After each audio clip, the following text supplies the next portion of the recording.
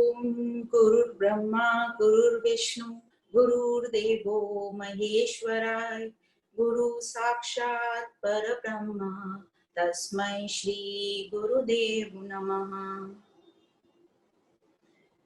आप सभी को प्रणाम। भगवान श्री आदि शंकराचार्य जी को प्रणाम और जगत गुरु श्री कृष्ण को प्रणाम। हम पढ़ने जा रहे हैं आदि शंकराचार्य जी का द्वारा रचित प्रकरण ग्रंथ विवेक चूड़ामणि, जिसमें वे सभी सिद्धांत दिए गए हैं जो एक साधक के लिए महत्वपूर्ण हैं। अब हमारे में इतनी सामर्थ्य तो नहीं है, पर आप सभी की कृपा से और ईश्वर की विशेष कृपा से हम इस ग्रंथ को समझने की कोशिश करेंगे। सर्वप्रथम पहला जो श्लोक हमने शुरू किया था वह इस प्रकार था। सर्व वेदांत सिद्धांत गोचरम तम गोचरम गोविंदम परमानंदम सद्गुरुं प्रणतोस्म्यहम् सद्गुरुं प्रणतोस्म्यहम्। तो इस प्रकार आदि शंकराचार्य जी ने इस ग्रंथ की शुरुआत की मंगलाचरण से, अपने गुरुदेव श्री गोविंद महाराज को प्रणाम किया, अपने इष्ट देव जो वो श्री कृष्ण को मानते थे, जिनको हम गोविंद नाम से भी जानते हैं, उनको प्रणाम किया। और हमारी जो सभी इंद्रियां हैं, जिनको गो मतलब इंद्रियां, तो इंद्रियों को संभालने वाला हमारी आत्मा, उसको प्रणाम किया। तो अपने आत्म स्वरूप को प्रणाम किया। इस प्रकार अपने गुरु, अपने इष्ट देव और अपने आप को प्रणाम किया। और इस श्लोक में हमें समझ में आता है कि गुरु कौन? गुरु वो परमानंद जो अपने स्वरूप में स्थित है, जो सभी वेदांत के सिद्धांतों को समझता है अच्छी तरह, और उसने उसको अपनी जीवन में अप्लाई किया है और अपने स्वरूप में स्थित है। और वह इन्हीं सिद्धांतों के द्वारा मुझे अपने स्वरूप को प्राप्त करवाता है, जो मैं इंद्रियों से और अपनी जो इंद्रियां हैं हमारी, उससे हम जिस स्वरूप को नहीं देख पाते, नहीं जान पाते। तो यह पहला जो श्लोक था वो गुरु वंदन था। अब हम कब कर पाएंगे? सभी वेदांतों के सिद्धांतों को हम कैसे जान पाएंगे? जब हमें इस मानव जीवन की वैल्यू पता होगी, हमें उद्देश्य समझेगा कि ये मानव जीवन हमें क्यों मिला है। और सिर्फ मानव ही जीवन ऐसा है जिसमें बुद्धि हमें विशेष रूप से मिली है, जिस बुद्धि द्वारा हम इसको समझ सकते हैं और अपने स्वरूप को प्राप्त कर सकते हैं। तो पहले तो बताया गया हमको कि मानव जीवन मिलना ही इतना दुर्लभ है, और उस मानव जीवन में भी मनुष्य तत्व मतलब दैवी गुण, उसके बाद मुमुक्ष तत्व मतलब जिज्ञासा कि मुझे इन बंधनों से या अपने आप को प्राप्त करना या मुक्ति की इच्छा, और महापुरुषों का संग, यह भी अत्यंत दुर्लभ है। और साथ में पुरुष तत्व मतलब वो दृढ़ निश्चय कि मैं अपने स्वरूप को प्राप्त करना चाहती हूँ। और उसके साथ साथ ब्राह्मण तत्व मतलब ये ब्रह्म ज्ञान, ये तत्व ज्ञान जो हमें मिला है, ये सब ईश्वर की कृपा से ही प्राप्त होता है। तो इन सबको प्राप्त करके भी यदि मैं इनका सदुपयोग नहीं करूं, तो कहा गया है कि इससे बड़ा मूर्ख कौन होगा। तो भगवान कहते हैं कि इस जो तत्व ज्ञान आपको मिला है मनुष्य जीवन में, इसका सदुपयोग करना ही हमारा परम उद्देश्य है। आगे भगवान कहते हैं कि कितना भी हम शास्त्रों का अध्ययन कर लें, पढ़ लें, देवों को पूज लें, कर्म कर लें, भजन कर लें, पर जब तक हमने आत्मा और ब्रह्म की एकता का बोध नहीं किया, उसको नहीं समझा, तब तक ये मुक्ति प्राप्त नहीं हो सकती। कर्म से, धर्म से ये तत्व प्राप्ति नहीं हो सकती। यहाँ पर उस तत्व को वस्तु कहा गया है। वस्तु मतलब तत्व प्राप्ति नहीं हो सकती। वे जरूर ही ये सब जो कर्म है, धन है, ये संसारिक जीवन के लिए बहुत महत्वपूर्ण है। संसार में जीने के लिए, हमारा जीवन निर्वाह करने के लिए यह सब जरूरी है, उनको हमें करना है, पर उनमें बंधना नहीं है, उनसे आसक्त नहीं होना है। तो विद्वान मनुष्य कौन कहलाए जाएंगे? तो विद्वान मनुष्य वह कहलाए जाएंगे जो अच्छे से जानते हैं कि ये जो कर्म है ये संसार को चलाने के लिए जरूरी है, तो जीवन निर्वाह करने के लिए जरूरी है। तो ये जो कर्म का डिपार्टमेंट है वो पूरा एक अलग डिपार्टमेंट है, उससे मुक्ति नहीं मिलती। और इसलिए वो कर्म करते हुए अपने तत्व की खोज में लग जाते हैं। इसका यह मतलब नहीं है कि उन्होंने संसार छोड़ दिया, वे कर्म नहीं छोड़ते, पर वे इन कर्मों से और संसार से कुछ एक्सपेक्टेशन नहीं है, उनको कुछ आशाएं नहीं है कि इस संसार से मुझे खुशी मिलेगी या ये संसार मुझे तार देगा। फिर कर्म क्यों करते हैं? तो हमने पढ़ा कि कर्म चित्त शुद्धि के लिए किया जाता है, आनंद प्रकट करने के लिए किया जाता है। और फिर संन्यास क्या है? तो आदि शंकराचार्य जी यहाँ कहते हैं संन्यास मतलब देह न्यासो ही संन्यास है। मतलब जो अपने शरीर से अटैच नहीं हो, आसक्त नहीं हो, मतलब अहंकार रहित हो और आसक्ति रहित हो, जो अहंकार और आसक्ति का त्याग करना जानता है या त्याग करता है, वही संन्यास कहते हैं। इसी को संन्यास कहा जाता है। तो छोड़ना, हमें फिजिकली कुछ नहीं छोड़ना है, ये मन से हमें दृढ़ निश्चय करना है और आगे बढ़ना है। आगे के श्लोक में कहा गया उद्धरेत आत्मा न आत्मा नाम, मतलब अपने को ही अपने आप को ऊपर उठाना है, अपने को ही ये परिवर्तनशील संसार से ऊपर उठाना है। दूसरा हमारे लिए कुछ नहीं कर सकता। और आप ही अपने गुरु हो, आप ही अपने मित्र हो और आप ही अपने शत्रु हो, जो हमने श्रीमद् भगवद गीता के 6 अध्याय में ये श्लोक पढ़ा था। तो हमें अपने अंदर के गुरु को जगाना है और अपना मित्र बनना है और अपने आप को ऊपर उठाने में मदद करनी है। और शत्रु कौन है? शत्रु मतलब ये गलत धारणाएं जो हैं। क्या गलत धारणाएं? हमारी गलत धारणाएं संसार से, कि संसार से ही सुख मिलेगा, अपने आप से है कि मैं ही सब ठीक हूँ, सबसे अच्छा मैं ही हूँ और सब तो किसी को कुछ समझता नहीं है। इस तरीके से हमें अपने अहंकार की गलत धारणा है। फिर परमात्मा कौन है? तो हमें लगता है परमात्मा वह है जिससे जब चाहे प्रार्थना कर लो और उसने दे दिया तो वो हमारा पूजनीय है, नहीं तो हम उससे रूठ जाते हैं। फिर ये आध्यात्मिक अभ्यास क्या है? तो हमें लगता है कि ये आध्यात्मिक अभ्यास तो हमें अपने कंफर्टेबल दुनिया से, सुखों से दूर कर देगा। तो ये सब जो गलत धारणाएं हैं, ये हमें, ये जो ज्ञान है, इससे निवृत्त होंगी। फिर आगे के श्लोक में बताया था, 10वां श्लोक जो था, कि यदि हमारा लक्ष्य इस आत्म अभ्यास का, तो हमें कर्मों का त्याग करना है।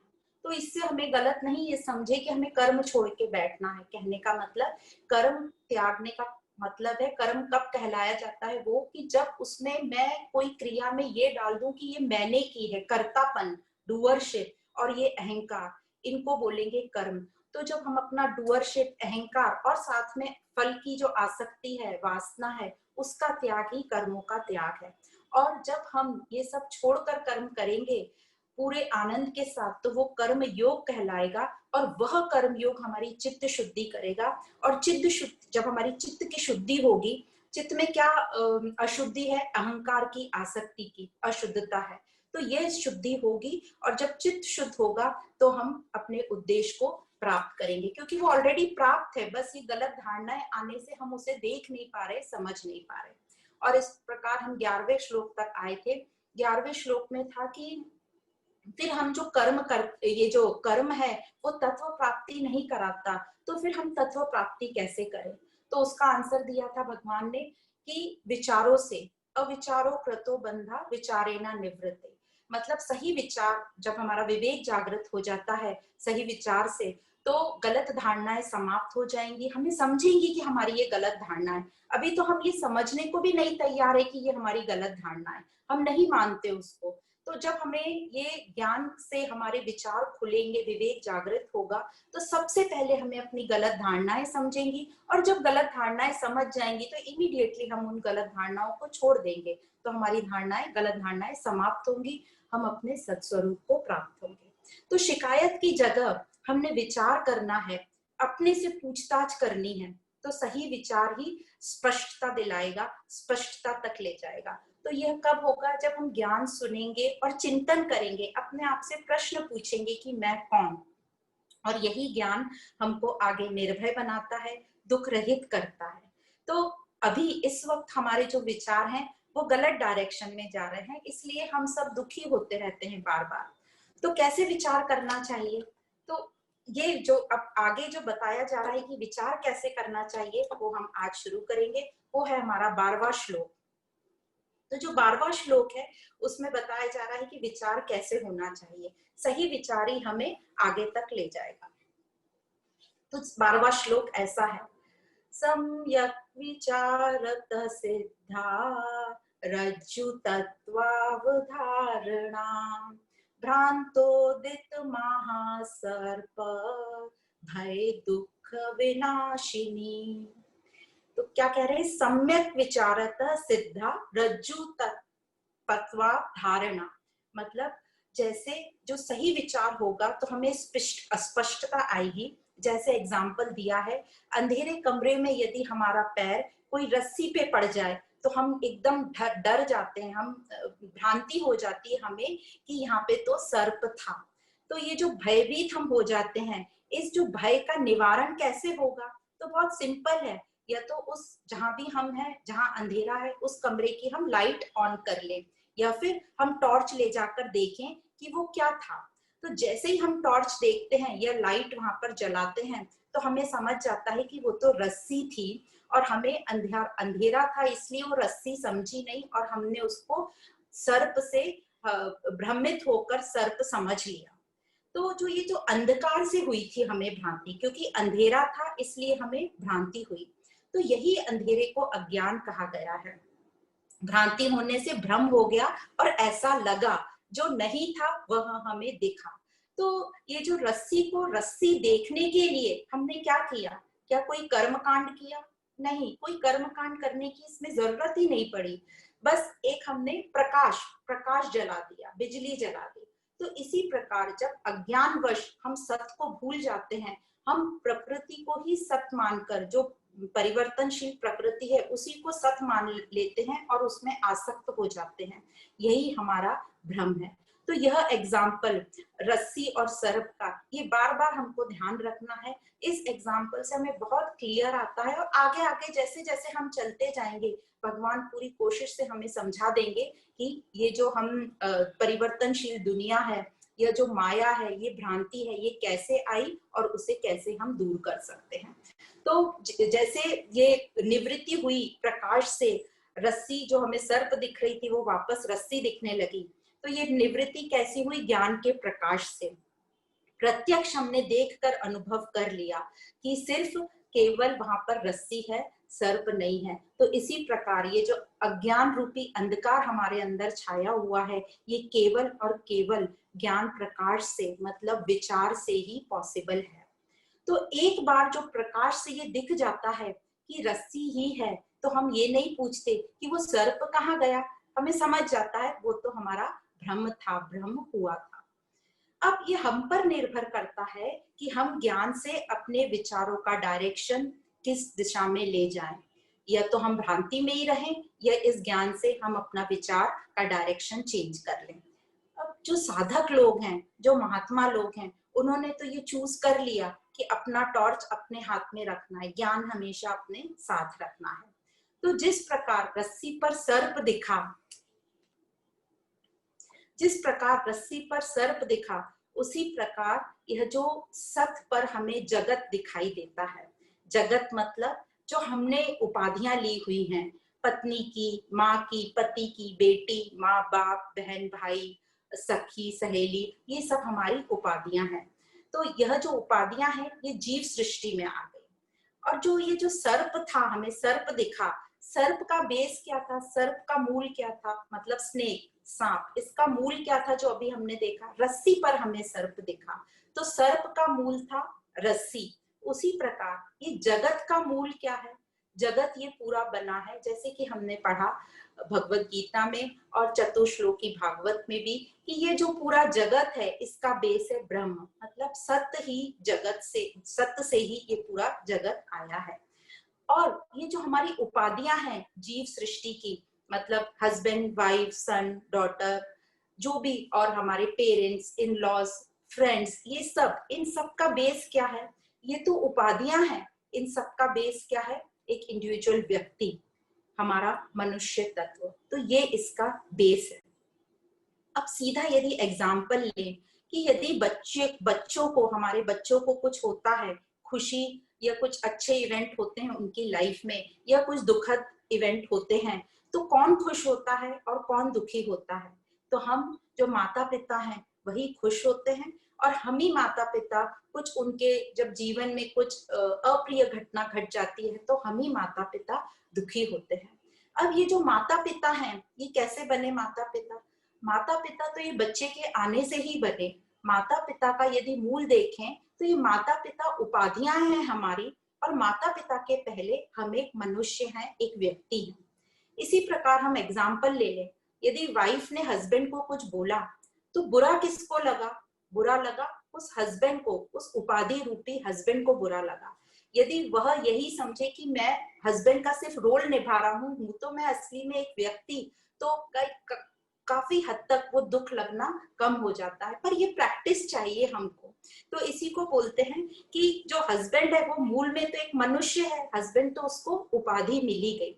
इसी प्रकार ये हमारी जो भी संबंध हैं, जो भी रिश्ते हैं, ये सब उपाधियां हैं।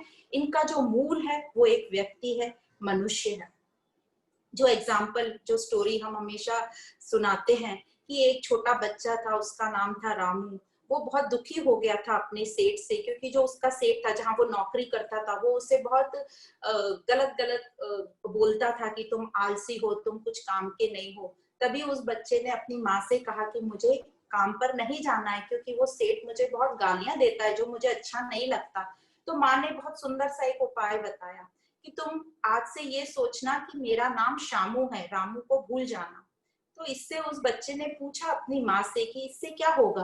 तो माँ ने कहा कि तुम बस चले जाओ और अपने आप को शामू समझना। तो जैसे ही वो अपने काम पर गया और सेठ ने दरवाजा खोला, तो सेठ ने बोलना शुरू कर दिया कि रामू, तुम तो बहुत ही आलसी हो, हमेशा लेट आते हो, तुमसे कुछ काम नहीं बनता, और भी बुरा भला जो भी कहा। पर ये जो रामू था, इसने अपने मन में ठान लिया था कि मैं तो शामू हूँ, ये तो रामू को बोल रहा है, तो रामू तो कोई पीछे खड़ा है। कहने का मतलब वो अपने स्वरूप में टिका रहा कि मैं तो एक दिव्य आत्मा हूँ, ये जो भी बोल रहा है ये शरीर की उपाधियों को बोल रहा है। तो इसी प्रकार जब हम प्रैक्टिस करते जाएंगे तो हमें ये समझ आ जाएगा कि ये दुखी कौन हो रहा है। तो यदि ये अभी नहीं भी डाइजेस्ट हो रही ये बात, पर आगे आगे जैसे हम सब चीजें एक एक पढ़ते जाएंगे, भगवान हमें एक एक चीज क्लियर करके गहराई में जाके समझाते जाएंगे कि इसे हमें अपने जीवन में कैसे लागू करना है और इस सुख दुख से मुझे कैसे ऊपर उठना है। तो इस प्रकार वेदांत जो है डायरेक्टली हमें कारण बताता है, कारण पर ले जाता है कि कौन है जो दुखी हो रहा है, वो क्यों क्या कैसे में ज्यादा नहीं भटकाता, हमें सीधा कहता है कि कौन है जो दुखी हो रहा है। अपने आप से पूछो, कोई भी सिचुएशन में हम दुखी हो रहे हैं तो कौन है जो दुखी हो रहा है। यहाँ भगवान कहते हैं हाँ, हमारे पास उपाधियां हैं, हम पति पत्नी माँ दादा दादी जो भी हैं, जो भी है, पर मूल में जो है हम एक व्यक्ति हैं। तो अपना जो कर्तव्य क्या है, अपना हमें कर्तव्य अदा करना है।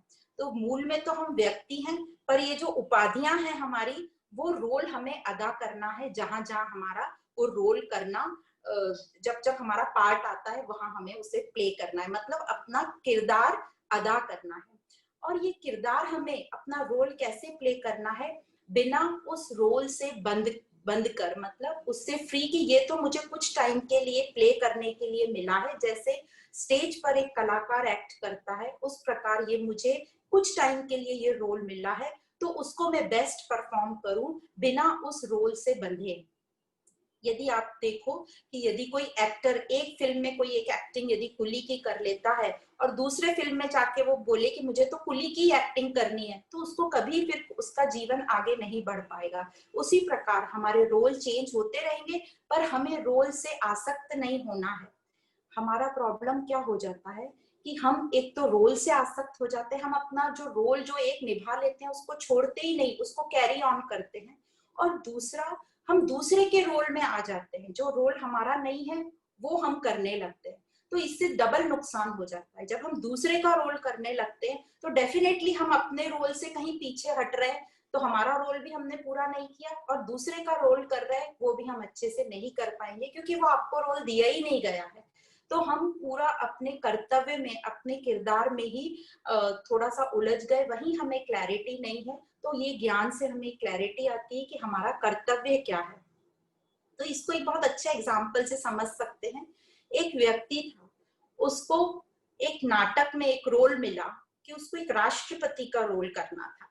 अब ये जो व्यक्ति था बहुत अच्छा एक्टर था, तो उसने ये रोल अपना लिया, राष्ट्रपति का रोल, और उसको स्टेज पे जाके बोलना था कि मैं इस देश का राष्ट्रपति हूँ।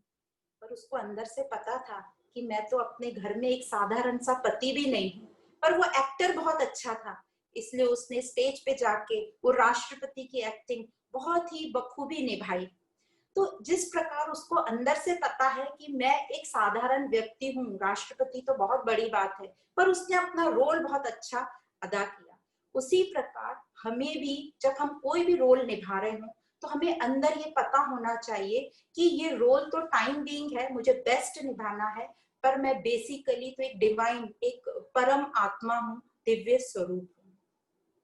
पर हम तो ये सत्य को भूल जाते हैं और रोल में ही बंध जाते हैं, और एक ही रोल को हम हालांकि हमें दिन भर में बहुत सारे रोल करने पड़ते हैं, पर वो एक ही रोल का यदि हमें उस रोल में गुस्सा आ गया तो दिन भर हम सब रोल में उस रोल का मिक्सिंग करने लगते हैं। ये भी एक बहुत अच्छा एग्जाम्पल हमने सुना था भगवत गीता में कि जब कोई एक ऑफिसर अपने डिपार्टमेंट में पहुंचता है, थोड़ा लेट हो जाता है, तो बॉस उसको थोड़ा सा कुछ बोल देते हैं कि तुम पंक्चुअल नहीं हो, और कुछ थोड़ा सा कड़क शब्द बोल देते हैं, तभी उसको बहुत बुरा लग जाता है और वो दिन भर बुरा मानकर बैठता है। जब वो घर पहुंचता है, उसकी वाइफ ने थोड़ी देर से दरवाजा खोला तो वही गुस्सा उसने अपनी वाइफ पे निकाला, फिर वाइफ ने अपने बच्चे पे निकाला, और वो जो छोटा बच्चा था जिस पर गुस्सा निकाला उसको भी गुस्सा आया, उसने अपने पेट डॉग पर गुस्सा निकाला। तो एक ही रोल जो था, एक व्यक्ति ने वो पूरी जो चेन है उसमें अपना दुख को आगे आगे बढ़ा दिया। तो यही यदि हमें पता हो कि हम ऑफिस में जो भी है हमारे बॉस के अंडर हम एक एम्प्लॉय हैं, पर घर आके हमारा रोल चेंज हो गया, जैसे ही हम घर के दरवाजे पे खड़े हुए वहां हम ऑफिसर जो था वो रोल चेंज हुआ, या अब हमारा रोल हो गया एक हस्बैंड का, एक बेटे का, एक फादर का, तो हमारे रोल चेंज होते रहेंगे। तो हमें रोल में चेंजिंग करना आना चाहिए, एक रोल की कड़वाहट हमें दूसरे रोल में नहीं मिक्स करनी चाहिए, ये ज्ञान हमें बताता है। तो उसके लिए अब हम क्या करें, हम तो भूल जाते हैं बार बार अपना स्वरूप, और ये याद रखना हमें मुश्किल जा रहा है। तो प्रैक्टिस से तो ये आएगा ही, पर उसके लिए और हम क्या कर सकते हैं, तो उसके लिए है इन शास्त्रों का अभ्यास हम करते रहें और गुरु के वचनों पर चलते रहें, गुरु के वचनों पर श्रद्धा रखिए, दृढ़ विश्वास रखिए, जो भी कुछ हमें ये बताया जा रहा है, और अनुभवी और विवेकी लोगों की राय लें, जो इस पथ पर चल चुके हैं, जिनके ये अनुभव हैं। तो जब वो अपनी हमें सलाह देते हैं तो वो उस सलाह से हमें निश्चयता आती है और स्पष्टता आती है, क्लैरिटी आती है। पर कई बार ऐसा होता है, हम सलाह लेने जाते हैं और लोग हमें रीति रिवाजों में अटका देते हैं कि ये कर लो इससे ऐसा होगा, वो कर लो इससे ऐसा होगा। तो याद रखिए, ये रीति रिवाज मतलब कर्म में किसी ने आपको अटका दिया कि ये करने से आपको तत्व प्राप्त हो जाएगा या आपके जीवन में सुख आ जाएगा, तो आप समझ लेना वो सब ठीक है, करो, करना है तो, पर वो उससे आपको तत्व प्राप्ति नहीं होगी, आपको ब्रह्म अपने स्वरूप से वो दूर ले जा रहे हैं, तो उससे हमें तत्व प्राप्ति नहीं होगी, टेम्पररी बेनिफिट हमको हो सकता है। तो क्या करना चाहिए आगे, तो आगे 13वें श्लोक में बोला, अर्थस्य निश्चयो द्रष्टो विचारेण हितोक्तितः न स्नानेन न दानेन प्राणायामं न वा, मतलब न स्नान से, न दान से, न प्राणायाम से, इससे हमें तत्व की प्राप्ति नहीं होगी, हमें प्राप्ति होगी सही विचार करने से। पर यह जो सब है, स्नान, ध्यान, प्राणायाम, ये सब क्रिया हमें हेल्प करती है, ये सब क्रियाएं चित्त शुद्धि के लिए होती हैं, जो हमारी प्राइमरी स्टेज अवस्था है, प्राथमिक अवस्था है ये सब हमारी, और इसके बाद विचार अत्यंत आवश्यक है। तो अब क्या करेंगे, तो जब ये हम ये जैसे बताया गया कि ये जो स्नान, ध्यान, प्राणायाम, ये सब हम इस प्रकार से समझ ले कि हम प्राइमरी स्कूल में जो पढ़ते हैं, वह प्राइमरी स्कूल में हम जो भी पढ़ते हैं वो भी अत्यंत महत्वपूर्ण है, पर हम उससे आगे भी चलते हैं ना, पूरी जिंदगी भर हम प्राइमरी स्कूल में तो नहीं रह सकते, सेकेंडरी स्कूल में भी जाना होता है।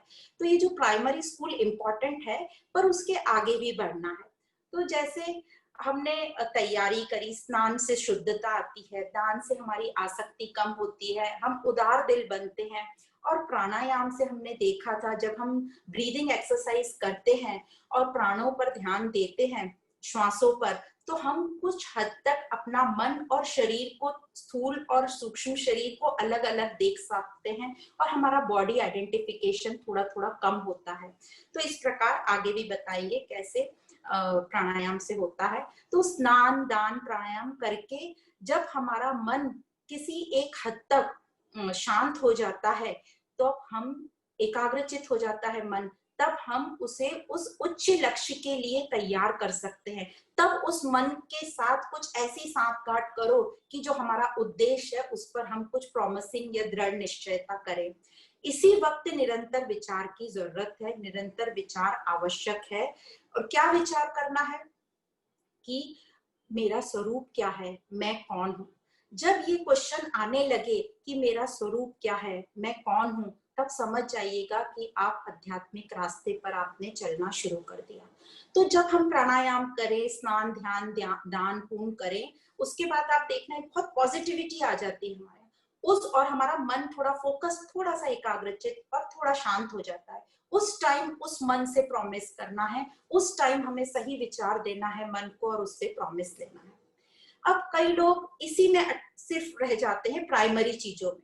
तो उनकी अवस्था यदि हम समझे, एक एग्जाम्पल जो बताते हैं कि एक कोई सर्जन है, डॉक्टर है, सर्जन है, उसने अपने पेशेंट को ऑपरेशन के लिए लिया, उसने ऑपरेशन थिएटर में लेके गया, सब जो भी तैयारी होती है सब करी, पेशेंट को लेटा दिया, पोजीशन दे दी, और बस यहीं पर यदि वो रुक जाए तो क्या उसका ऑपरेशन पूरा होगा?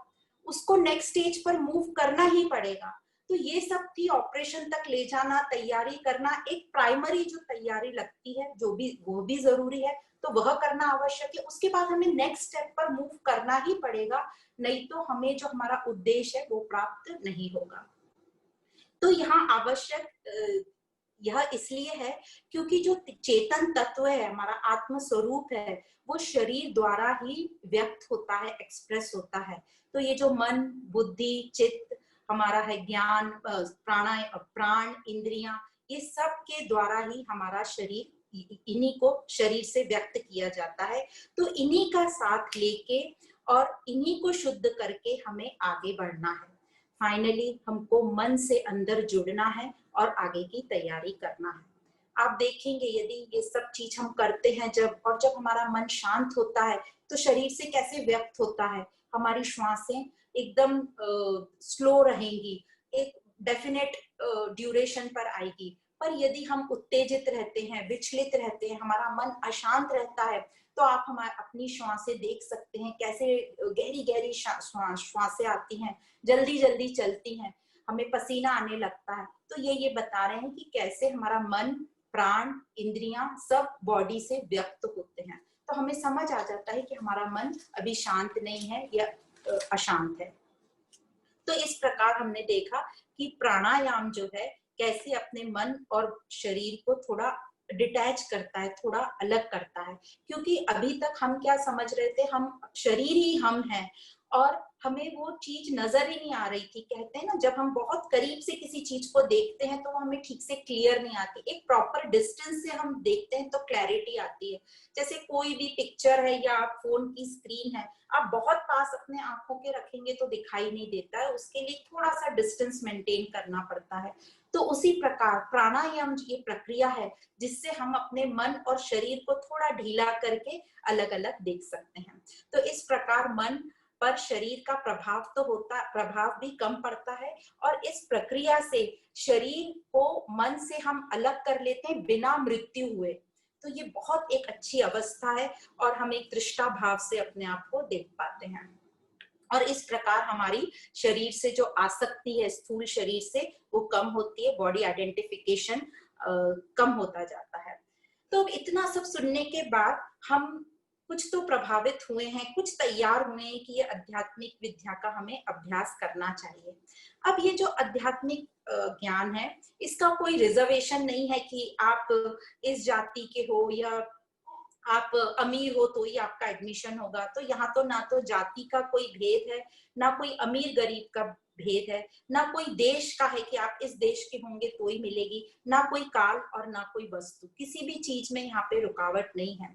पर कई लोगों को ऐसा लगता है कि यहाँ पर ये तो सिर्फ ब्राह्मण लोगों के लिए है या अमीर लोगों के लिए है।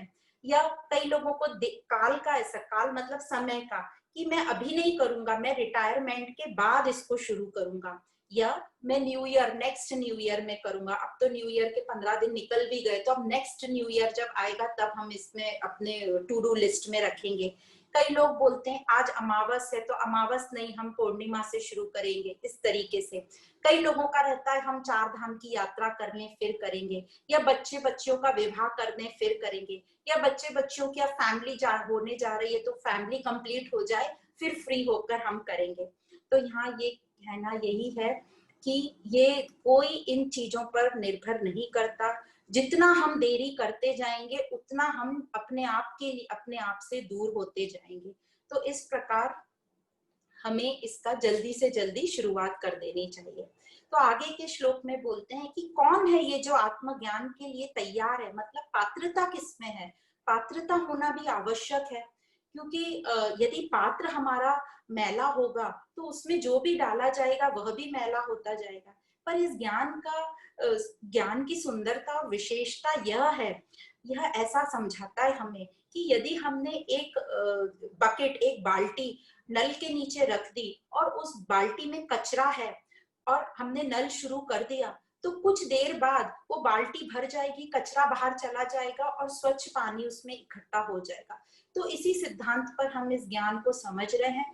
पात्रता तो हम सब में अभी नहीं है, फिर भी ये ज्ञान हमको मिलता जा रहा है ताकि कुछ पात्रता भी हमारे में तैयार होती जाए और ज्ञान भी हमें मिलता जाए। तो ये दोनों चीजें साथ साथ होती जाएंगी। तो कौन अधिकारी है इसका, इसकी पात्रता के लिए और क्या चाहिए। तो इसकी पात्रता के लिए जिसको भोगों के प्रति वैराग्य है और ईश्वर के प्रति समर्पण भाव है, मतलब ईश्वर के प्रति विश्वास है।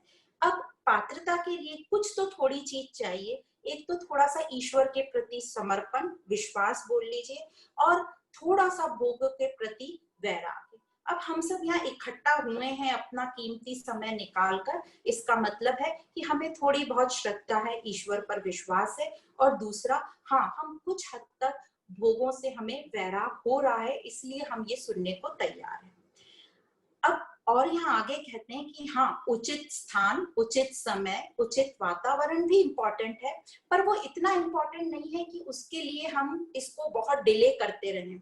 जैसे हम सब ने देखा है कि ऐसा सबके साथ हुआ होगा ये अनुभव, हम किसी के घर गृह प्रवेश में जाते हैं, उनका मेडिटेशन रूम देखते हैं और पूछ लेते हैं, अच्छा तो आप यहाँ मेडिटेशन करते हैं। तो हमें जवाब मिलता है, नहीं नहीं अभी शुरू नहीं किया है, क्योंकि अभी हमारा जो आसन है वो तैयार नहीं है, उसका ऑर्डर दिया हुआ है, यहाँ अभी लाइट की व्यवस्था नहीं हुई है, यहाँ बैठने की व्यवस्था नहीं हुई है, या यहाँ पे एसी नहीं लगा है। तो इस प्रकार हम अपने जो ये ज्ञान को है आगे आगे टालते जाते हैं।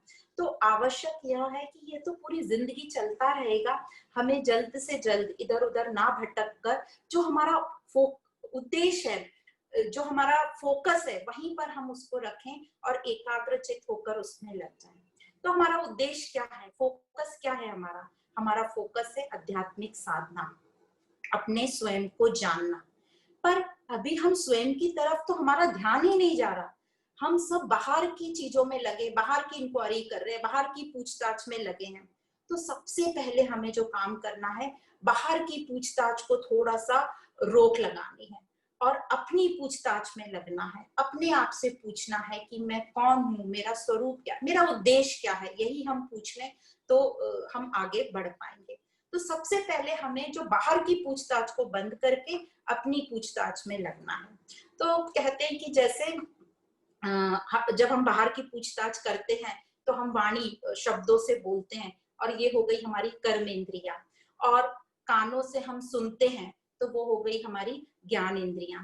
तो कहते हैं इन दोनों इंद्रियों को यदि हम काम पर लगा दें, जैसे जो पूछताछ बंद कर दें, तो जो कर्म इंद्रिय है वो हमारी रुक जाएगी, और जो ज्ञान इंद्रिय है, जो सुनना है, तो इसमें एक टेक्निक दी गई कि जो सुनना है हम अपने मुंह से ही नाम स्मरण करें, कोई भी ईश्वर का नाम, ये जो भी आपका मंत्र है उसको बोले, तो जो कर्म इंद्रिय बाहर की पूछताछ से रुक गई, नाम स्मरण में लग गई, और यही नाम स्मरण हम अपने ही कानों से सुने, तो हम ही अपने आप में एंगेज हो गए, और जो हमारी ज्ञान कर्म इंद्री और ज्ञान इंद्री, ये दो इंद्रियां काम में लग गई तो मन ऑटोमेटिक एकाग्रचित हो जाता है।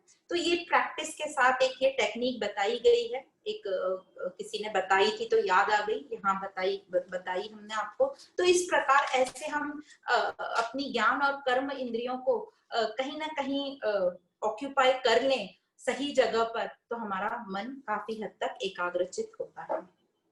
तो आगे के श्लोक में बताते हैं, तो हमारा कर्तव्य क्या है। तो हमारा कर्तव्य ऐसा है, अतो विचारः कर्तव्यो जिज्ञासो आत्मवस्तुनः समासाधतया सिंधुम गुरुं ब्रह्म विदुत मम। तो क्या है हमारा कर्तव्य। तो बोल रहे हैं अता विचारो कर्तव्यो जिज्ञासो आत्मवस्तुनः, मतलब क्या विचार, जो हमारा कर्तव्य है वो विचार करने का है। किसका विचार करेंगे हम, अपने वस्तु का। कौन वस्तु, मतलब यहाँ तत्व बताया, मतलब मेरे स्वरूप का। तो हमें विचार करना है अपने स्वरूप का, ये हमारा कर्तव्य है। तो यहाँ जिज्ञासु वर्ड भी बोला है, तो कहने का तात्पर्य जिज्ञासु को का कर्तव्य है कि अपने वस्तु का विचार करना, मतलब अपने स्वरूप का विचार करना।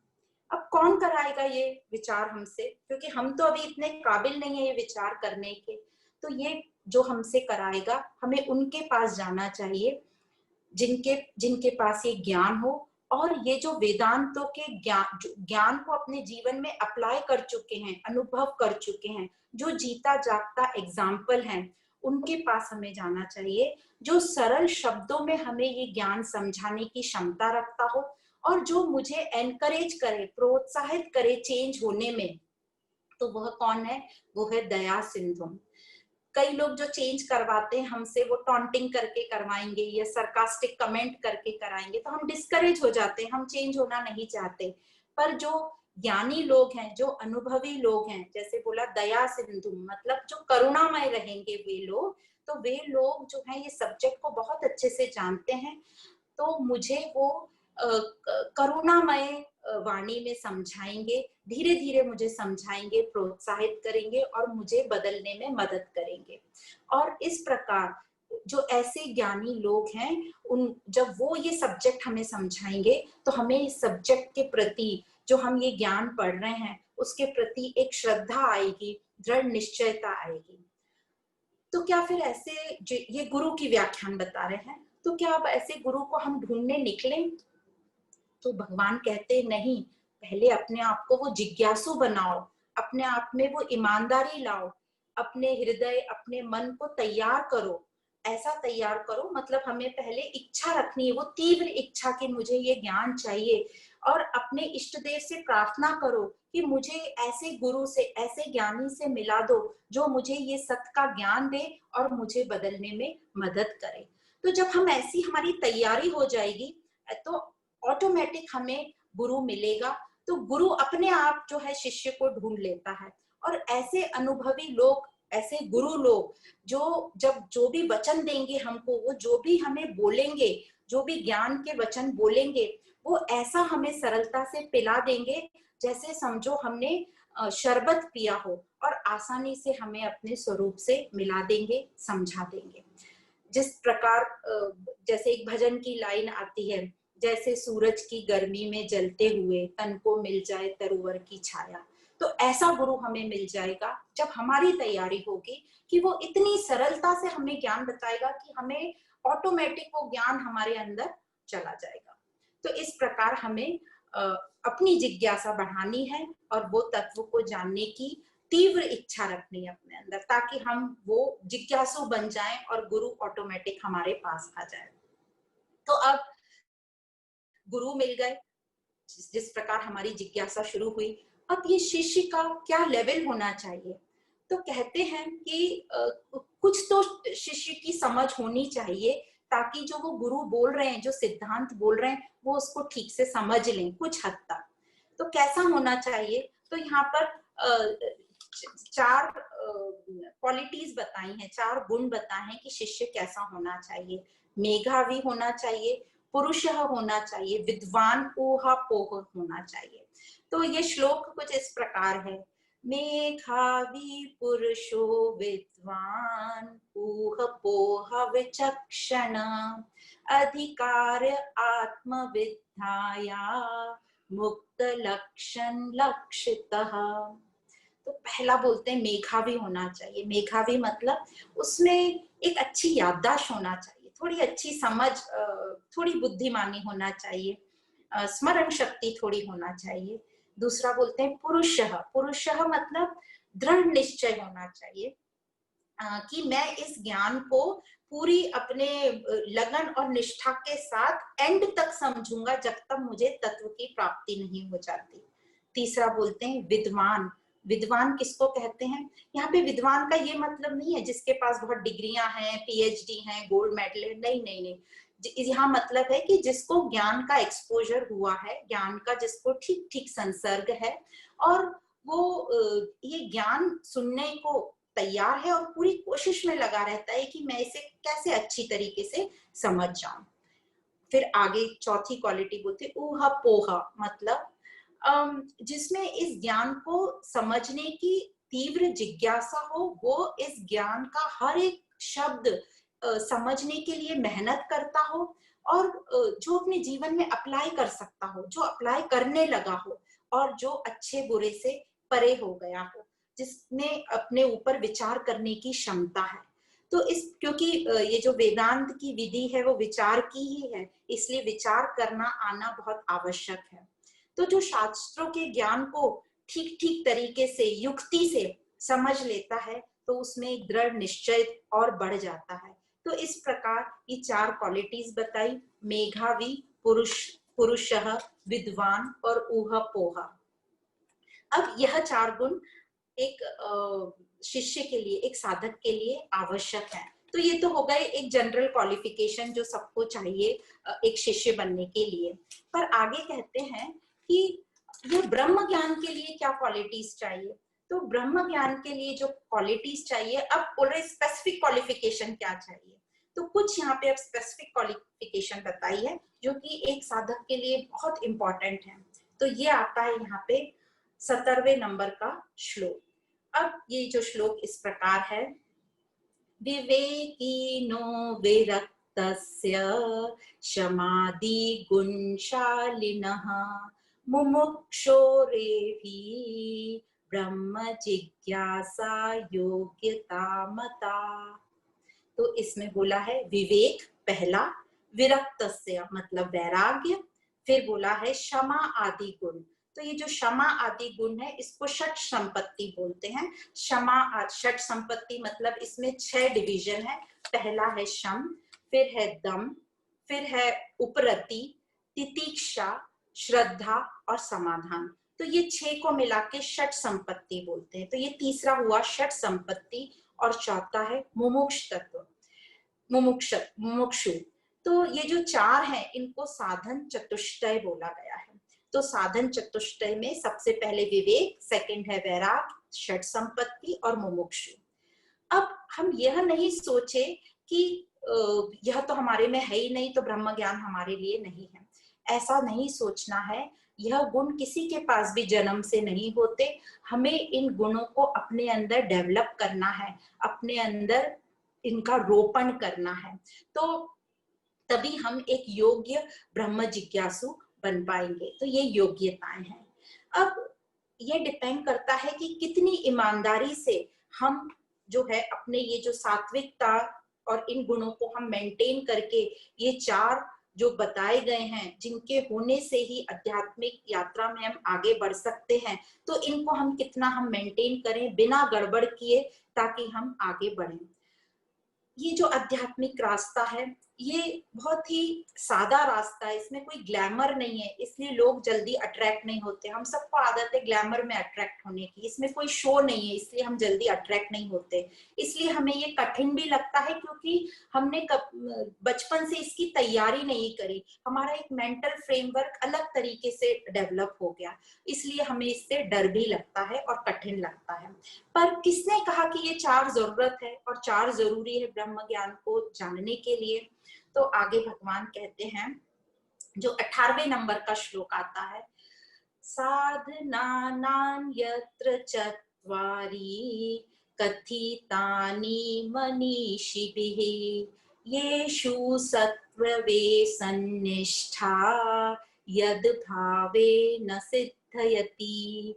तो भगवान शंकराचार्य जी कहते हैं कि, और बहुत क्लियरली यहाँ पे कहा है कि ये उन लोगों का अनुभव है, ये वो लोग कहते हैं कि ये चार जरूरी है जिन लोगों ने इस पथ पर यात्रा करी है और अपने जीवन में इसको धारण किया है कि यह चार होने से ही हम सत्य स्वरूप आत्मा में स्थित हो पाएंगे, इसके बिना हम नहीं हो पाएंगे। तो जैसे हम इससे डरे नहीं, ये जो चार हैं, अब हम ये एक एक चार की तैयारी कैसे होगी उसके बारे में आगे समझते हैं। तो जो 19वें नंबर का श्लोक है उसमें कहा कि जो पहला है वो विवेक जो है उसको बोला है नित्यानित विवेक वस्तु परिणते, मतलब ये परिभाषा दी गई है नित्यानित विवेक वस्तु की। तो ये नित्यानित विवेक वस्तु क्या है तो नेक्स्ट श्लोक में बताएंगे। ये नित्य विवेक वस्तु है ब्रह्म सत्य जगत मिथ्या। तो उस पर हम आते हैं। उसके पहले ही इस श्लोक में पहले बोला विवेक है, नित्यानित विवेक वस्तु। नित्यानित मतलब नित्य मतलब परमानेंट, और अनित्य अनित्य मतलब टेम्पररी परिवर्तनशील। विवेक वस्तु मतलब उसी वही विवेक है, नित्य और अनित्य में डिफरेंस हम कर पाए। वस्तु मतलब तभी हम तत्व के पास पहुंच पाएंगे। दूसरा बोला वैराग्य। वैराग्य मतलब हम सब जानते हैं, वैराग मतलब अपनी इच्छाओं का वासनाओं का त्याग करना। पर यहाँ पर जो ये बोल रहे हैं अपनी इच्छाओं और वासनाओं का त्याग करना, तो जो एक्चुअली तो जो हम इच्छाओं और वासनाओं का त्याग करते हैं, तो जो साधक है जो वैराग अपने जीवन में अपना रहा है उसको ये अच्छे से पता है कि ये जो सुख उसे मिल रहे हैं, ये टेम्पररी सुख, वो भी रियल में वो सुख नहीं है, क्योंकि वो थोड़ी देर में खत्म हो जाएंगे, हर चीज थोड़ी देर में खत्म हो जाएगी। तो उसको ये पता है कि ये सुख नहीं है, इसलिए वो उसका त्याग कर रहा है। इसलिए कर रहा है कि जिस प्रकार हम इन्वेस्टमेंट करते हैं, शॉर्ट टर्म इन्वेस्टमेंट और लॉन्ग टर्म इन्वेस्टमेंट, तो वह भी ये अपने शॉर्ट टर्म सुखों का इन्वेस्टमेंट कर रहा है, त्याग कर रहा है, ताकि उसको आगे जो है वो तैयार हो जाए तत्व को जानने के लिए या ज्ञान प्राप्ति के लिए। तो इसके बारे में और आगे बात करेंगे। तो पहला हो गया साधन विवेक और दूसरा हो गया वैराग्य। तो पहले साधन पे हम आ जाते हैं और फिर बोला कि ये जो शम आदि गुण मतलब ये 6 षट संपत्ति और मुमुक्ष। तो जो पहला है जिसको बोला नित्य विवेक वस्तु, तो क्या है ये नित्यानित्य विवेक वस्तु? तो 20वें श्लोक में बताया कि ये जो नित्यानित्य विवेक वस्तु है वह है ब्रह्म सत्यम जगत मिथ्या येव रूपो विनिश्चयः सोयम नित्यानित्य वस्तु विवेक समुदाहत। मतलब जिसको ये समझ जाए कि ब्रह्म सत्य है जगत मिथ्या है, जिसको ये निश्चय हो जाए, उसका विवेक जो है तैयार हो गया, वो विवेकी हो गया। पर ये जो ब्रह्म सत्य जगत मिथ्या है, नित्यानित विवेक वस्तु है, ये एकदम हमको समझ में नहीं आएगा। तो ये विवेक की भी कैटेगरीज हैं। तो सबसे पहले तो जो विवेक हमें समझ में आना चाहिए कि समझो कोई भी सिचुएशन में परिस्थितियों में फर्क समझ में आना चाहिए कि पहले ये परिस्थिति मेरे सामने आई थी और अभी फिर से आई है, तो पहले मेरी पोजीशन क्या थी, अब मैं कितनी तैयार हूँ, एक ही होता है। और उससे भी बहुत इजी, जैसे रंगों में फर्क समझना, सफेद और काले में फर्क समझना, दाल चावल में फर्क समझना, खाने की चीज में और ना खाने की चीज में फर्क समझना, ये भी एक विवेक है। तो धीरे धीरे ये विवेक हमारा आगे आगे जाएगा। और आगे दूध और पानी को क्या मैं अलग कर सकती हूँ, दूध और पानी कैसे अलग अलग है, तो धीरे धीरे हम आगे आते जाएंगे और नित्य अनित्य विवेक वस्तु जो बोला है सत असत को धीरे धीरे हम समझेंगे। तो जो हमने पढ़ा था श्रीमद् भगवद गीता के दूसरे अध्याय में 7वें श्लोक में, जब अर्जुन ने श्री भगवान को बोला कि मेरे लिए क्या श्रेयस्कर है वह बताइए, जो मेरे लिए कल्याणकारी है। तो जो अब हमारा विवेक की स्टेप आती है धीरे धीरे कि मेरे लिए क्या श्रेयस्कर है, मेरे लिए क्या राइट है और क्या प्रिय है, मतलब प्लेजरेबल, सिर्फ शरीर को सुख देने वाली चीजें कौन सी है और सही में मेरे लाइफ के लिए क्या अच्छी है। तो राइट क्या है, रॉन्ग क्या है मेरे लिए, पसंद और नापसंद की बात नहीं कर रहे हैं, राइट और रॉन्ग मेरे लिए क्या है। तो ये श्रेय और प्रेय का विवेक, ये एक कैटेगरी हो जाती है। फिर चौथी कैटेगरी आती है साधन और साध्य का विवेक। हम सब जानते हैं हमारे साध्य है परमात्मा, तो हमने क्या किया, उस साध्य को ही साधन बना लिया संसारिक वस्तुएं पाने के लिए।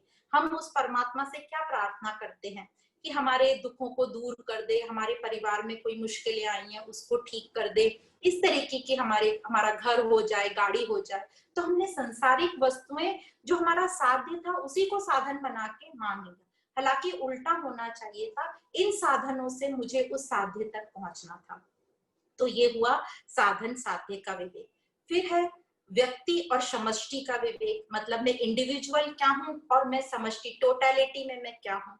तो जैसे हम ये बूंद और समंदर की जो एग्जांपल देते हैं, समुद्र हुआ टोटल और बूंद या एक लहर हुई एक इंडिविजुअल। तो वो बूंद जो है जब समंदर से अलग होती है तो उसको क्या लगता है कि मैं ही सबसे खास हूँ, मेरे से ये समुद्र की शोभा है। और जब वो उससे मिलने जाती है तो वो थोड़ी विचलित होती है कि मेरी इंडिविजुअलिटी खत्म हो जाएगी। पर समुद्र उसको कहता है कि तू अपनी इस इंडिविजुअलिटी इसके लिए क्यों इतनी विचलित हो रही है, तेरी तो अभी जो इंडिविजुअल जो स्टेटस है वो तेरा पूर्ण स्टेटस में, टोटलिटी के स्टेटस में चला जाएगा जब तू समंदर से मिल जाएगी। तो इसी प्रकार हमें पूर्णता की फीलिंग कब आएगी, जब हम टोटलिटी में आएंगे। तो यहाँ इसको बताया जा रहा है कि इंडिविजुअल और टोटलिटी, व्यष्टि और समष्टि। तो इसको कई जगह अंश और अंशी का विवेक भी कहा जाता है। मतलब मुझे पूर्णता जब आएगी जब मैं अपने को जानूंगा, और मैंने अपने को जान लिया मतलब मैंने सृष्टि को जान लिया। जैसे हमने एक एग्जाम्पल जिक्सॉ पजल का किया था कि एक साइड ग्लोब का पिक्चर था, एक साइड एक व्यक्ति का पिक्चर था। तो व्यक्ति को जमा लिया तो हम एक पूरी सृष्टि को जान सकते हैं। तो ये हुआ एक विवेक। फिर आता है धीरे धीरे सत विवेक, सत और असत का विवेक हमको समझ में आता है कि रियल क्या है, अनरियल क्या है, परमानेंट क्या है, टेम्पररी क्या है, इनफाइनाइट क्या है, फाइनाइट क्या है, मतलब असीमित क्या है और सीमित क्या है। और फिर जब ये सत असत हमें धीरे धीरे समझ में आने लगता है तो हमें ये भी समझ में आने लगता है कि ये जो असत है, असत है पर मुझे रियल जैसा लग रहा है, ये रियल नहीं है पर मुझे रियल जैसा दिख रहा है, और इसी को कहते हैं भ्रांति या माया। तो इस तरीके से हमारा विवेक धीरे धीरे आगे बढ़ता है और हम समझना शुरू करते हैं। तो ये जो ब्रह्म सत्य जगत मिथ्या जो बताई गई है, ब्रह्म सत्य जगत मिथ्या हमने पढ़ा भी है, फिर से हम समझेंगे। तो ब्रह्म सत्य, तो ये तो हम सब जानते हैं कि जो भी कुछ हमें दिखाई दे रहा है और जो हमें दिखाई नहीं भी पड़ रहा है, जो भी हम कुछ सोच सकते हैं और जो हम कुछ नहीं सोच सकते, वह सब ब्रह्म है। जिसको हमने बोला कण कण में भगवान है, वासुदेव सर्वम। पर ये तो हो गया जगत सत्य, पर ब्रह्म सत्य। पर जगत मिथ्या कहाँ से आया, तो ये जगत तो ब्रह्म में ही आ जाएगा। जब हम बोल रहे सभी कुछ ब्रह्म है तो जगत भी ब्रह्म में आया, तो ये जगत भी सत्य होना चाहिए। तो ये जगत मिथ्या यहाँ क्यों बोला गया है, तो जगत मिथ्या इसलिए बोला गया है क्योंकि इसके पहले हम फिर से एक और समझ लेते हैं कि ब्रह्म सत्य कैसे है, और आगे हम समझेंगे जगत मिथ्या कैसे है। जैसे चतुश्लोकी भागवत में हमने पढ़ा था कि जो 4 श्लोक हैं उसके जो चौथे श्लोक में बताया गया कि ब्रह्म को इच्छा हुई कि सृष्टि रचने की, पर उनके पास ये 5 तत्व नहीं थे और कोई वस्तु भी नहीं थी क्योंकि ब्रह्म अकेला था। तो वो ब्रह्म खुद ही ये 5 तत्व बन गया और उसने सृष्टि रच दी। तो जो कारण हुआ वह भी ब्रह्म हुआ, और जिस चीजों से रची गई 5 तत्व वो ब्रह्म खुद ही बन गया। तो उपादान जो मेन कारण जिसको कहा जाता है वो होता है उपादान कारण। तो ये ब्रह्म ही उपादान कारण बना और ब्रह्म ही निमित्त कारण बन गया क्योंकि वह खुद ही ये 5 तत्व बन गया। तो इस प्रकार से ये सृष्टि तैयार हुई। इसी कारण हम कहते हैं कण कण में परमात्मा है, यह सब कुछ ब्रह्म है। अब यदि हम इसी चीज को एक थोड़ा अलग ढंग से समझें कि यदि हमारे में जिज्ञासा हो कि ये शरीर कैसे आया, ये शरीर का उपादान कारण कौन है, निमित्त कारण कौन है, तो ये शरीर जिसके द्वारा हम इस संसार में आए, तो ये कैसे आया, ये माँ बाप के द्वारा आया। तो माँ बाप के पास तो ये जो 5 तत्व ये तो ऑलरेडी अवेलेबल थे, तो माँ बाप जो हमारे माता पिता हुए वो निमित्त कारण हुए, और ये जो 5 तत्व हुए ये उपादान कारण हुए। इसी प्रकार कुम्हार और मटका बनाना और मट्टी से हम समझ सकते हैं कि जो मट्टी हुई वो उपादान कारण हुई, कुम्हार ने उस मट्टी से मटका बनाया तो कुम्हार हो गया सिर्फ निमित्त कारण। तो इस कारण हमको ये समझा कि ये पूरी सृष्टि में जो भी हुआ जो भी बना वो ब्रह्म का ही, ब्रह्म ही है वह। इसलिए इस बात को फिर से ये चतुश्लोकी भागवत में सिद्ध किया था कि ब्रह्म सत्य। अब आता है जगत मिथ्या। अब जगत ये ब्रह्म का ही हिस्सा है, तो इसको हमने मिथ्या कैसे कहा? तो यहाँ बात हो रही है जीव सृष्टि और ईश्वर सृष्टि की। तो जो ईश्वर सृष्टि है, जो ये सब पूरी सृष्टि हम देखते हैं, जिसका जो मूल है, सबस्ट्रेटम है, वो ब्रह्म है, उस सृष्टि में तो कोई प्रॉब्लम नहीं है। वो सृष्टि ईश्वर सृष्टि ब्रह्मी है। पर जो सृष्टि हमने बना ली, मतलब जीव सृष्टि, जिसमें हमने अपने आप को उपाधियां दे दी। क्या उपाधियां दे दी? सब संबंध बना लिए, जैसे तेरा माँ बाप भाई बहन, फिर पूरे पूरे जो भी हमारे रिश्ते बनते गए, ये सब उपाधियां हो गई। फिर ये उपाधियों के कारण हम अपने आप को अलग समझने लगे, क्योंकि हम अपने आप को शरीर मान रहे हैं, गलत धारणाएं आ गई और अपने आप को अलग समझ रहे हैं। तो जब हम अपने आप को अलग समझते हैं तो तेरा मेरा, ईर्ष्या, द्वेष, फिर कंपटीशन आ गया, फिर कंपैरिजन आ गया। तो इन सब में हम उलझते गए और जो हमारी स्पष्टता थी वो पूरी खत्म हो गई। सत्य कहाँ है हम भूल गए कि हमारा मूल क्या है, हमारा सबस्ट्रेटम क्या है। तो ये जो जीव सृष्टि है इसको कहा गया है मिथ्या, जो हमने उपाधियों से बना ली है। तो यहाँ भगवान ये कहना चाह रहे हैं उपाधियां तो सिर्फ रोल प्ले करने के लिए दी हैं, पर जो बेस है, जो मूल है हमारा, जो सबस्ट्रेटम है, जो नींव है हमारी, वो सत्य है और ब्रह्म सत्य है।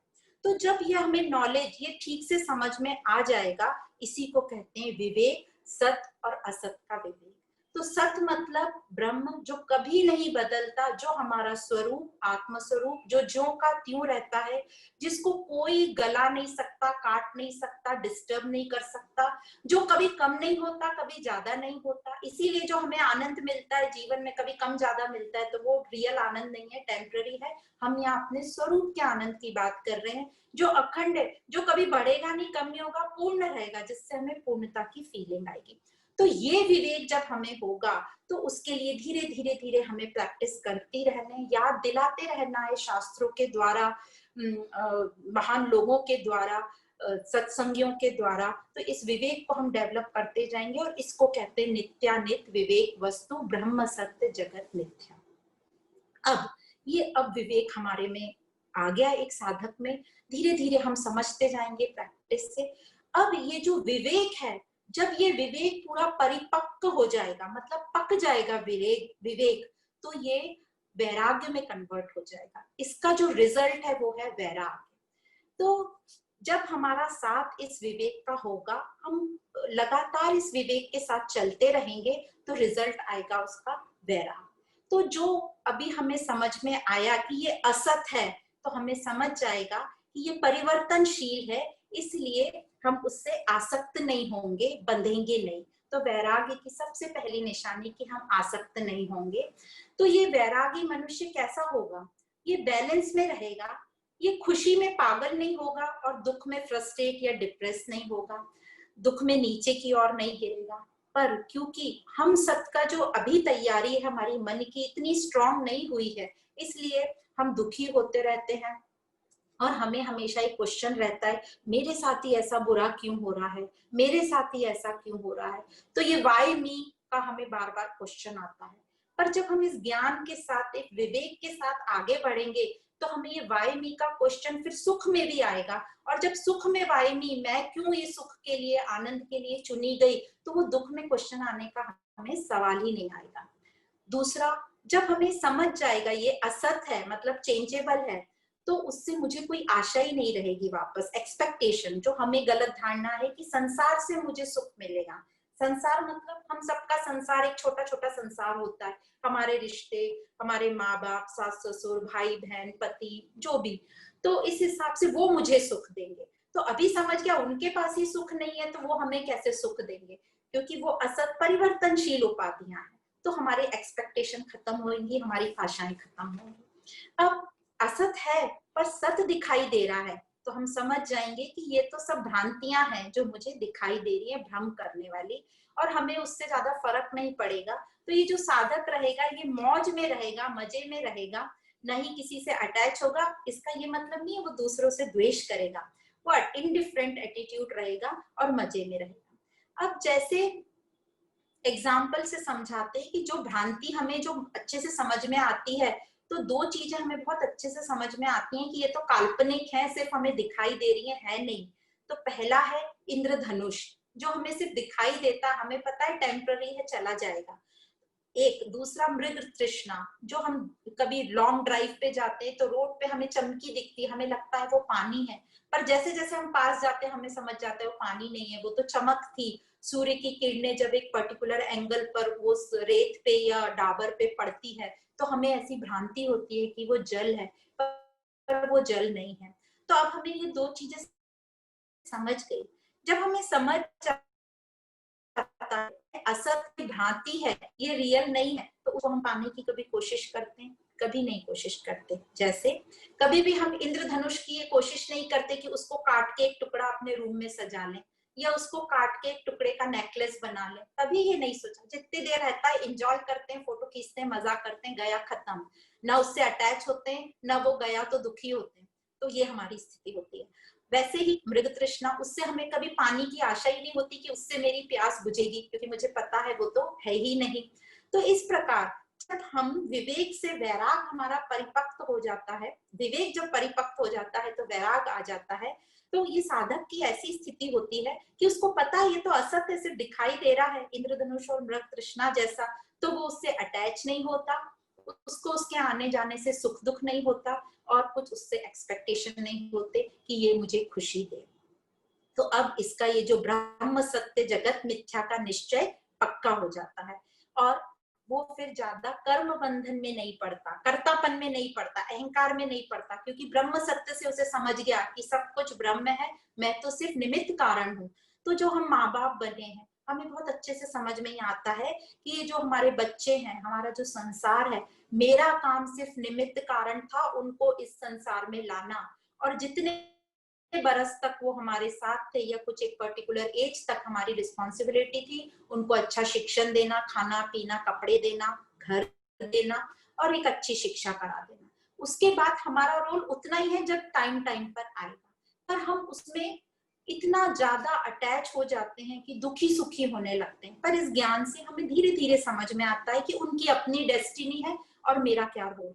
तो इस प्रकार हमें ये ज्ञान हेल्प करता है। और आगे ये जो वैराग इसमें आ जाता है साधक में, उसमें कामनाएं और वासनाएं भी करीब करीब बहुत ही कम, न्यूनतम हो जाती हैं, और जो एकदम अपनी स्थिति में पहुंच जाते हैं उसमें तो ये वासनाएं कामनाएं जीरो, शून्य हो जाती हैं, और संसार के प्रति वो उसकी रुचि कम, अरुचि हो जाती है। इसका ये मतलब नहीं है, अच्छे से समझ लेना, कि वो द्वेष कर रहा है। वो सब काम ऐसे करेगा प्रसन्नता से, आनंद पूर्वक एंजॉय करके, मजे में, कि हमको लगे पता ही नहीं चलेगा कि ये साधक है, ये सन्यासी है या वैरागी है।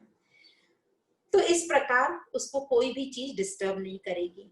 तो कई बार ऐसा होता है कि जरूरत की चीज, कई लोगों को लगता है कि वैराग आ गया मतलब उसने कुछ भी चीज का यूज नहीं करना है। नहीं, वो जरूरत की चीज यूज करेगा पूरा अच्छी तरह, और जरूरत की चीज यदि उसकी चली गई, खत्म हो गई, तो वो डिस्टर्ब नहीं होगा, उसको पाने की कोशिश पूरी करेगा, और बिना शिकायत करे अपनी मेहनत करता रहेगा। और जब उसको वो चीज फिर से मिल जाएगी तो वो पागलों की तरह नहीं ऐसे बताएगा बाहर कि मेरे पास ये है। जितना जरूरी है वो अपने पास रखेगा, जो जरूरी नहीं है उससे वो उसको अपने पास नहीं रखेगा, पर वो अटैच नहीं होगा, डिस्टर्ब नहीं होगा। हम यूजुअली डिस्टर्ब कब होते हैं? जब अटैच हो जाते हैं किसी चीज से, फिर वो हमारे से चली जाती है तो हम डिस्टर्ब होते हैं। पर यहाँ उसको अच्छे से पता है कि ये मेरे यूज की है। तो यदि उसका स्टेटस ऐसा रहा कि वो बड़े परिवार से, अमीर परिवार से, तो वो सब ब्रांडेड स्टफ पहनेगा, क्यों नहीं पहनेगा। पर उसको ऐसा नहीं है कि यही मेरे को मिलना चाहिए। किसी दिन वो स्टफ उससे चला जाए तो उसको उससे डिस्टर्ब नहीं होगा, दुख नहीं होगा। तो पसंद नापसंद में वो नहीं जीता, पर उसको ये भी पता है कि ये उसको कॉन्सेप्ट बहुत क्लियर है कि कोई पसंद की चीज है। जैसे समझो हम सबको जैसे आम पसंद है तो आम का रस पसंद है, तो हमारे सामने आम का रस आया और किसी ने, हम बहुत खुश हो गए कि वाह मेरी तो फेवरेट चीज मिली है मुझे, पर किसी ने हमको आके धीरे से बोला कि इस आम के रस में छिपकली गिर गई थी, तो क्या हम उस आम के रस को ग्रहण करेंगे? बिल्कुल नहीं, हम एकदम डिस्कार्ड कर देंगे।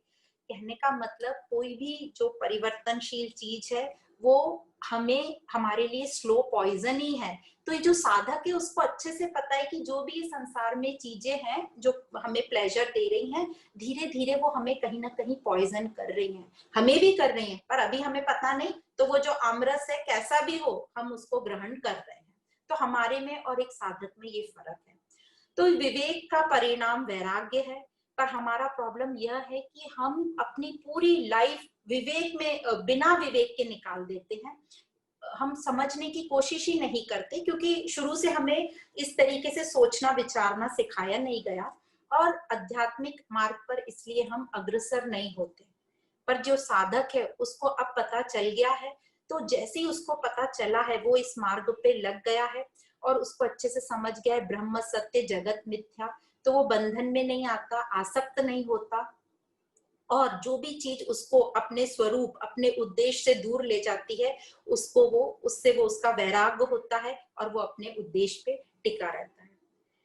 पर हमारे साथ क्या हुआ, हम तो दुखी रहते हैं, अभी भी शिकायतें करते रहते हैं, ब्लेम, दूसरों पर ब्लेम करते हैं अपनी स्थिति की, इसी में हम लगे रहते हैं। दूसरों पर नजर रहती है हमारी कि लोग क्या कर रहे हैं, लोग क्या कहेंगे। तो यह जो विवेक है यही हमें सही और गलत में भेद बताता है, और ये विवेक की जो परिपक्वता है, जो वैराग्य है, ये हमें अपने आप से मिलाती है। तो बार बार बात यही हो रही है कि अपने आप को जानो, अपने आप से क्वेश्चन करो कि मैं कौन हूं, और इस तत्व ज्ञान को जानने के लिए तीव्र अपनी इच्छा हमेशा रखो। अब ये बहुत हम लोगों में ये धारणा है कि वैरागी लोग या सन्यासी लोग कैसे रहते हैं। तो एक दो छोटे छोटे दृष्टांत हैं। पहला दृष्टांत बताएगा कि ये विवेक क्या होता है, और दूसरा दृष्टांत बताएगा कि वैराग्य क्या होता है।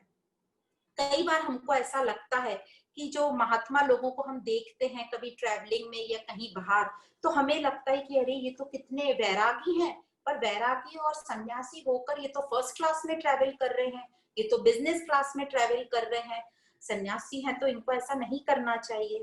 पर इसमें सोचने वाली बात ये है कि हमने इन सन्यासियों को अभी देखा है जब ये अपने सब तप करके इस अवस्था में आए हैं, और उन्हें कोई फर्क नहीं पड़ रहा कि वो आप उनको बिजनेस क्लास में भेज रहे हो या कोई जो भी उनको भेज रहा है या वो खुद अफोर्ड कर रहे हैं, उनको उससे कोई फर्क नहीं पड़ रहा कि आप उनको कौन सी क्लास में वो ट्रेवल कर रहे हैं या पैदल चल रहे हैं।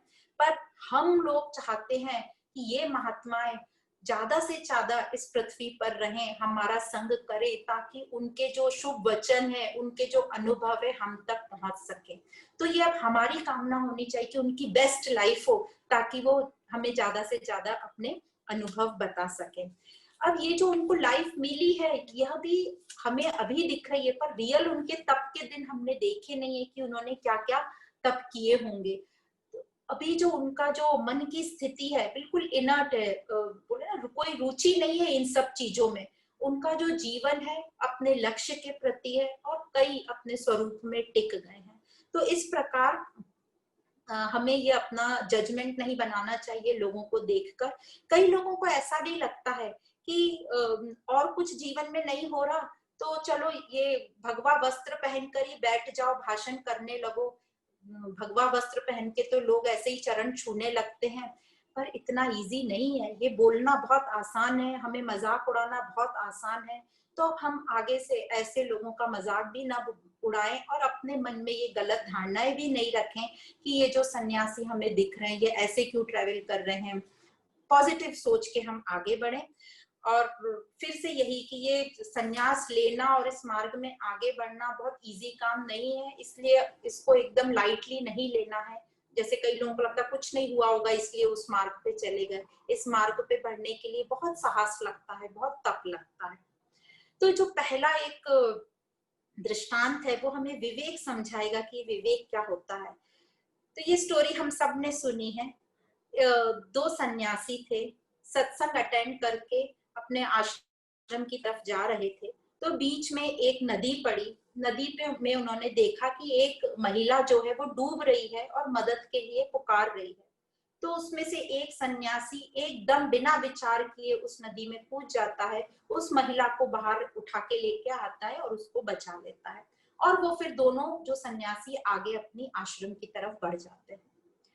तो जो दूसरा सन्यासी था वह पहले सन्यासी से पूछता है कि आज तो गुरुजी ने ये पाठ पढ़ाया था कि वासनाओं में नहीं जाना, और तुमने तो क्या किया, जो महिला जो डूब रही थी तुमने तो उसको गोद में उठा के बाहर निकाला, तो ये तो गलत हुआ आज के गुरु वचन के हिसाब से। तो जो पहला सन्यासी था वो दूसरे से बोलता है, जो कूदा था नदी में, वो बोलता है भाई देखो, ये रेफरेंस टू कंटेस्ट अलग अलग होता है, इसको ही विवेक कहते हैं कि सही समय पे हमने क्या निश्चय करना है और क्या अपना रोल निभाना है।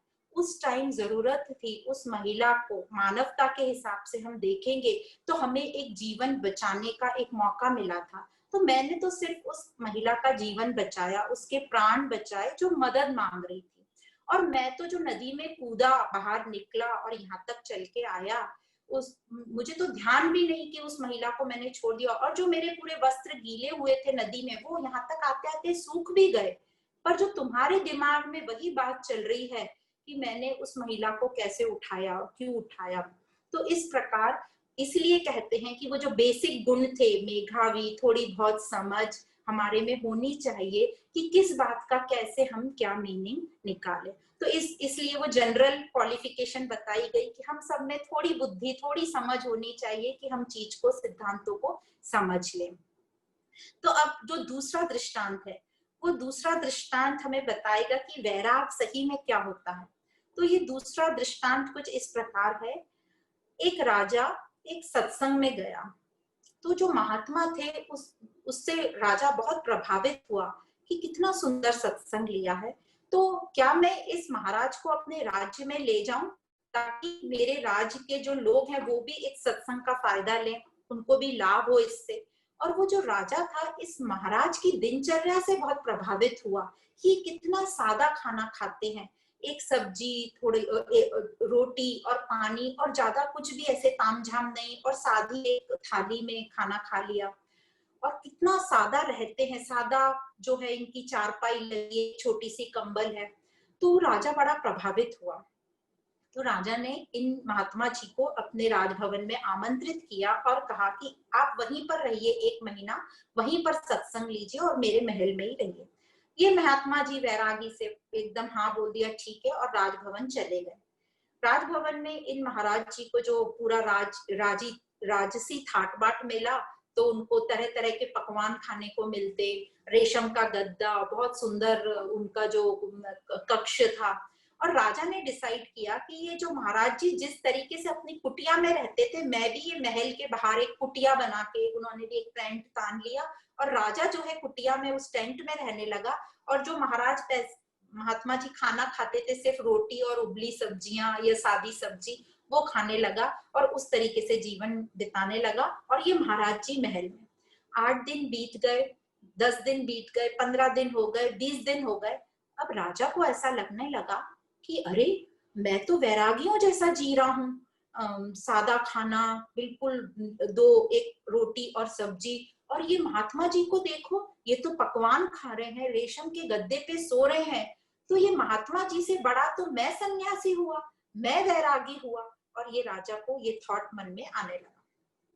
जैसे ही राजा को 2-4 दिन और 10 दिन बीते और यही थॉट चलने लगे, उसके बिहेवियर में चेंज हो गया, एरोगेंस, अहंकार आ गया। ये महात्मा जी समझ गए कि ये राजा को अब लगने लगा है कि वो बड़ा वैरागी है। तो महात्मा जी ने डिसाइड किया और राजा को बोला कि चलो अपन एक वॉक करके आते हैं। तो महात्मा जी और राजा दोनों वॉक करने के लिए निकल गए, काफी दूर निकल गए, वो राजमहल की, राज्य की बॉर्डर तक निकल गए। और महात्मा जी ने राजा से कहा, राजा ने कहा चलो वापस चलते हैं, ये रास्ता खत्म हो रहा है, यहाँ तो हमारे राज्य की सीमा है। तो महात्मा जी कहते हैं कि नहीं चलो ना थोड़े दूर और चलते हैं। तो राजा ने बोला कि नहीं नहीं नहीं और दूर नहीं जाएंगे। तो महात्मा जी बोले कि चलो थोड़ा आगे अपन उत्तर काशी जाकर आते हैं। तो राजा बोला नहीं नहीं नहीं इतना दूर कैसे जाएंगे, मेरा यहाँ राज्य है, मेरा पूरा परिवार है, मैं नहीं जा सकता। तो महात्मा जी बोलते हैं ठीक है तुम यहाँ रहो, मैं चलता हूँ। और इसी को वैराग कहते हैं कि जो अपने बंधन, अपना पोजीशन, घर, ये सब आसानी से छोड़ सकता है। मिला तो भी खुश नहीं, जैसे महात्मा जी को मिला वो खुश, वो अपना ठीक थे, मौज में थे, मिला तो भी ठीक और नहीं मिला तो भी ठीक। तो इस प्रकार से ये बताया जाता है कि इसको वैराग्य कहते हैं, जब हम मन से अपनी ये सब चीजें छोड़ने को तैयार हो कि आज हमारे पास है कल नहीं हो, तो हमारे मन में वो दुख और वो दुख से ग्लानि और डिप्रेशन वह सब नहीं आए। जो भी स्थिति हमें दी गई हो उसमें हम बिना शिकायत करें और मौज से रहें। तो इस प्रकार यह वैराग बताया गया। तो यहाँ तक ये 20वें श्लोक तक बताया गया। अब जो 21वां श्लोक है, हम 21वें श्लोक को लेके यहाँ पे विराम करेंगे। 21वें श्लोक में यह बताया गया, तद वैराग्यम जिज्ञासाया दर्शन श्रवणादिभिः देहादि ब्रह्म पर्यन्ते हा नित्ये भोग वस्तुनि। ये यहाँ पर ये बताना चाह रहे हैं कि जो हमारे अंदर जो संसार सबसे ज्यादा जो हमारी इंद्रियां जो भटकाती हैं हमें, वो दो चीजों से भटकाती हैं। पहली है आंखें, देखना जो है, दूसरी है सुनना, और तीसरी है हमारी वाणी या जिह्वा। मतलब शरीर से जो हम बाहर भटकते हैं, मेन ये इंद्रियों से भटकते हैं। तो ये जो ज्ञान है, विवेक है, जो इसका हम प्रैक्टिस करते रहेंगे तो हमें नित्य और अनित्य हमें समझेगा।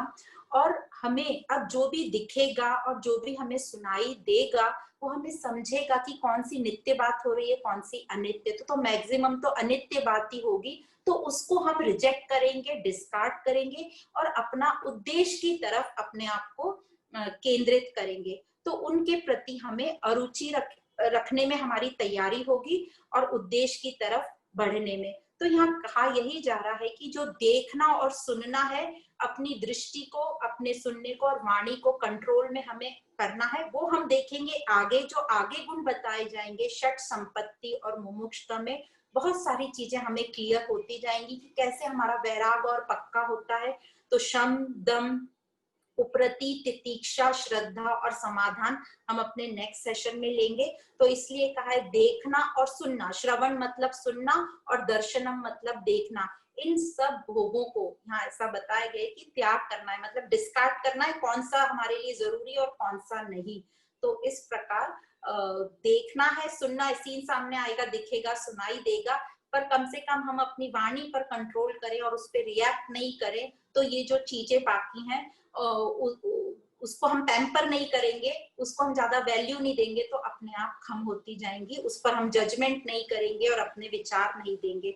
तो इस प्रकार ये 21वां श्लोक हम लेकर यहाँ पे हम विराम देते हैं और आगे 22वें श्लोक से हम नेक्स्ट सेशन में पढ़ेंगे। सभी को बहुत बहुत धन्यवाद। ओम पूर्णमदः पूर्णमिदं पूर्णात् पूर्णमुदच्यते पूर्णस्य पूर्णमदाय पूर्णमेवावशिष्यते। ओम शांति शांति शांति।